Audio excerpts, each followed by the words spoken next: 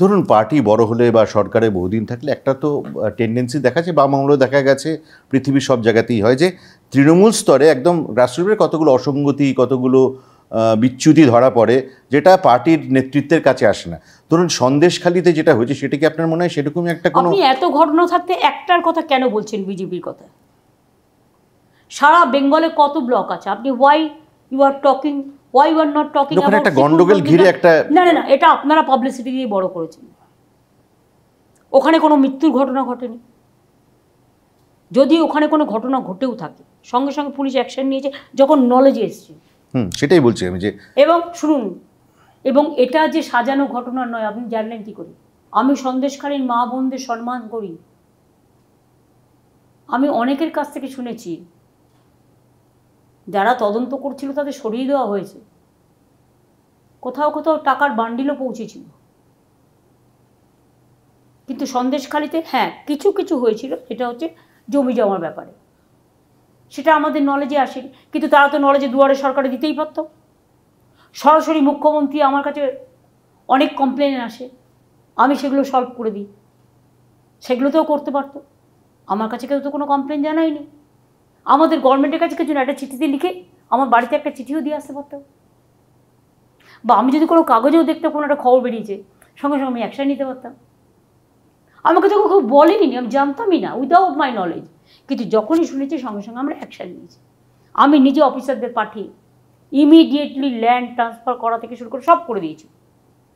সুতরাং এটা সিঙ্গুর কিন্তু এক নয়, এটা নন্দীগ্রামও এক নয়। এখন মহিলারা বলেছে যে আপনার প্রতি ভরসা আছে, তিনি যদি একবার আসতেন তাহলে আমরা, সেটা আমি বলছি, খুলে আমি বলতাম। কোথায় যাবো না যাবো সেটা আমার ব্যাপার। আমি যেটা আমার মন চায় আমি সেটা করি।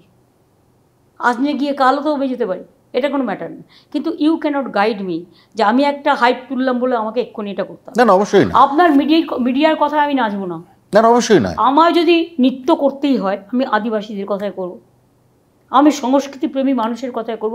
আমি নৃত্যশিল্পী নই, কিন্তু আমি শিখতে চাই, আমার শেখার আগ্রহ আছে।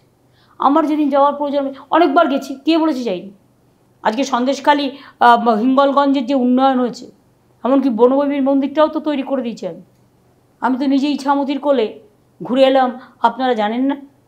আপনারাও তো মনে হয় সেই ট্যুরে গেছিলেন, ইছামতির কোলে যেটা আমরা ঘুরে এলাম, গ্রামে গ্রামে গিয়ে ঘুরলাম। সুতরাং এমন কোনো জায়গা নেই যেখানে আমি যাইনি, যাওয়া হয়েছে। তার মানে আপনার ইচ্ছে হলে আপনি যেতেই পারেন যখন মন চাইবে বা মনে হবে যুক্তি গ্রাহ্য। আমাকে কোনো কাজে যদি কেউ জোর করে বাধ্য করে আমি সেটা করি না, আমার মন যেটা চাই আমি করি।